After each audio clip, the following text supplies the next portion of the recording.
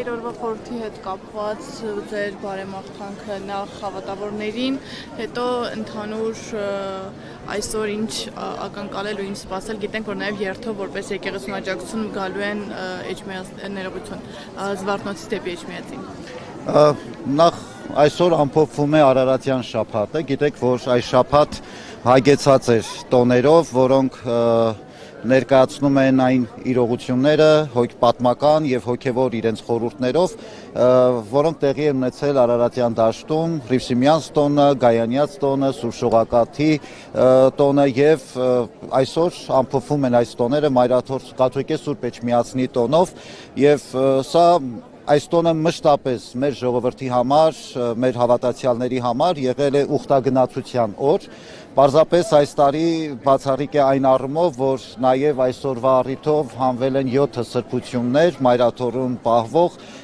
ժողովրդի երկրպագության համար եւ նաև այսօր մենք ունենք շատ մեծ հոծ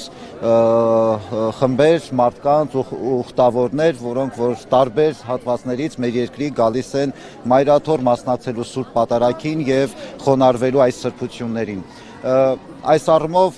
բոլոր այս սրբությունները տարվա ընթացքում տարբեր տոների առիթով միշտ էլ դուրս են բերվել ժողովրդի երկրպագության համար, բայց բացառիկ է այն իմաստով, որ այս 7 սրբությունները այսօր առաջի անգամ է, որ այսպես բոլորը միասին են դուրս բերվել մեր ժողովրդի երկրպագության համար։ Իսկ Մայրաթոր Սուրբ Էջմիածնի Մայր տաճարի տոնը այսօր մեզ համար հոգևոր նորոգության, ուխտագնացության, մեր ինքնությունը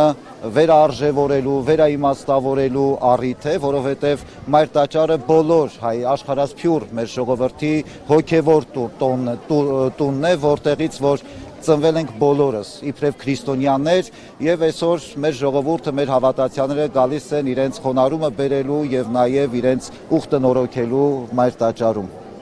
Տեր հայր, այս տարի բացառիկ է նաև նրանով, որ տոնը նշվում է մի պայմաններում, երբ իշխանությունների կողմից ակնհայտ հարձակում կա հայ առաքելական եկեղեցու նկատմամբ, տեսախցիկների նայելով, բայց պատասխանեք Տեր հայր,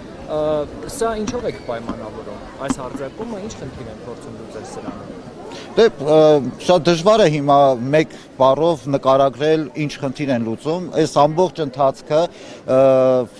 վերջի այս ամիսներին կամ վերջի այս շրջանում տեղի ունեցող իրադարձությունները բոլորիս աչքի առաջ են եւ տարբեր առիթներով Մայրաթորը հայտարարություններով հանդես եկել է, դիրքորոշում արտահայտել է, պարզապես պիտի արձանագրենք, որ ցավալի է, որ մեր իրականության մեջ կարող են այսպիսի դրսևորումներ տեղի ունենալ, տեղ գտնել, բայց գիտեք, որ Մայրաթորը Սուրբ Էջմիածինը դարեր շարունակ կանգնած է եղել ամուր եւ արդեն ինքը վկայություն է մեր հաղթական հոգու ամրության, քրիստոնեական հավատքի, մեր ամուր դավանանքի եւ կարծում եմ, որ այս փորձություններն էլ կանցնեն եւ այսօր մեզ համար շատ ավելի կարեւոր է Էջմիածնի խորհրդով զորացած շարունակենք մեր կյանքը կերտել, մեր հայրենիքը ավելի ամուր, հաստատուն պահել եւ նաեւ մեր հոգեվոր կյանքը ավելի անվտանգ դարձնել։ Իսկ տեսնում եք մարդկանց մեջ ակնապ, ասենք վախի մթնոլորտ, որ իրենք ավելի շատ հակված են դեպի եկեղեցին, ավելի շատ գան, քան երբևէ, քան նախկինում, քան իշխանությունների այս արշավը։ Գիտեք, վերջի շրջան ասելով նկատի չունեմ օրեր կամ ամիսներ, վերջի շրջանում մանավանդ հետ պատերազմի այս շրջանում մեր եկեղեցիներում մենք նկատում ենք, որ մարդկանց հոսքը շատ ավելին է եւ գալի մարդիկ եկեղեցիներում մանավանդ պատարագներին մասնակցությունը մարդկանց դրա լավագույն ցուցիչն են եւ տեսնում ենք, որ մարդիկ շատ ավելի այսպես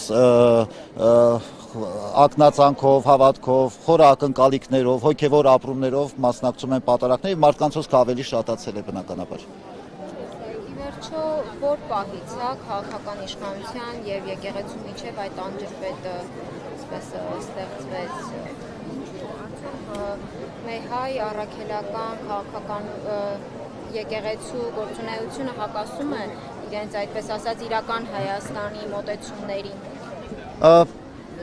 Իրականում հայ առաքելական եկեղեցին բոլոր ժամանակներում միշտ իր առաքելությունը իրականացրել անշեղորեն եւ այստեղ որևէ փոփոխություն չի եղել երբևէ հայ եկեղեցին մշտապես քարոզել է ավետարանը քրիստոնեական ճշմարտությունները, հոգևոր կյանքի ամրությունը, սա մեր առաքելության, հայ եկեղեցու առաքելության ամենակարևոր իրողությունն է։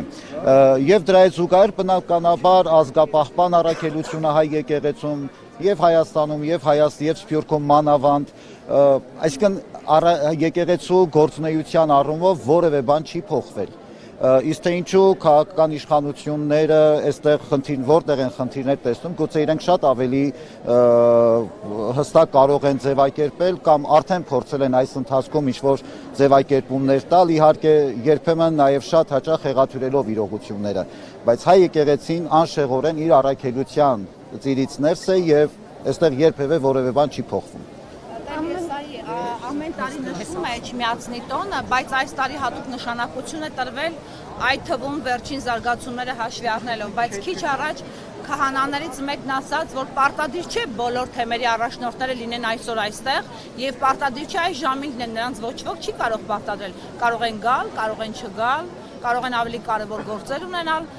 ճիշտ եմ հասկացել, այսինքն կարող են նաև չգալ այսօրվա թեմերի առաջնորդները ընդհանուր առմամբ բոլոր եպիսկոպոսներին սպասել այսօր այս միջոցառմանը։ Ես կարծում եմ սովորաբար Մայրաթորի կաթոլիկե Սուրբ Էջմիածնի տոնին մեր միաբանները, թեմակալ առաջնորդները եւ տարբեր թեմերում ծառայող մեր հոգեվորականները գալիս են Մայրաթոր ուխտագնացության։ Հիմա ես չեմ կարող ասել ովքեր որ չեն գա կամ ովքեր այս բան կլվեց, սովորաբար մեծ մասամբ թեմակալ առաջնորդները այսօրը նաեւ գալիս են Մայրաթորին Մայրաթոր մասնակցելու Սուրբ Պատարագին։ Բոլորը այսօր այս ժողովրդի ամբողջ բազմությունը, բոլոր մեր ուխտավորները եկել են այսօր առանց որևէ պարտադրանքի, եկել են հենց ուխտը նորոգելու եւ եկել են մասնակցելու եւ այդ թվում նաեւ հոգեվորականները։ Ինչ է կարծում իշխանությունը այսօր որևէ կերպ կխոչընդոտի։ Ինչին պիտի խոչընդոտի։ Ես չգիտեմ ճիշտն ասած կմասնակցեն թե ոչ։ Չեմ կարող։ Բայց ամեն դեպքում իշխանությունները գրելով իրենք անձնականացնում են, կոնկրետ սրբազանների անուններ են տալիս վեհապարի։ Ինչպես է նայում այս ամենին Մայրաթորը։ Չհասկաց, ինչին են։ Կոնկրետ սրբազանների անուններ է նշում Նիկոլ Փաշինյանը, կոնկրետ հայհոյում է կոնկրետ սրբազաններին։ Ինչպես է նայում։ Դե արդեն Այսինքն այս իշխանական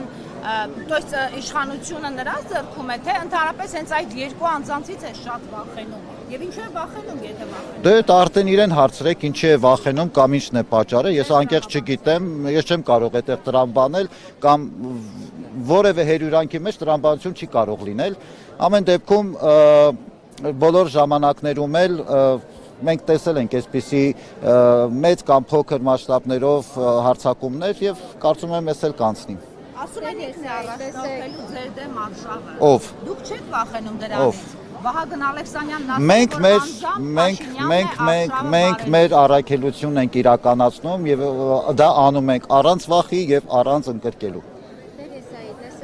Կարծես թե այսպես տարանջատում է հստակ մտցնում իշխանությունները, ավելի ճիշտ Նիկոլ Փաշինյանը, կուսակրուն եւ ամուսնացյալ հոգեվորականների միջև եւ հնարավոր համարում եք, որ փորձ է արվում ներքին պառակտումներ մտցնել եկեղեցու ներսում։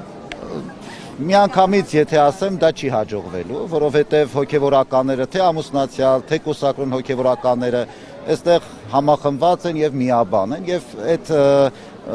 այսպես էժան մանիպուլյացիաները չեն աշխատելու երբևէ նման հույս պետք չի ունենալ։ Կներեք ես արդեն ցապոտ։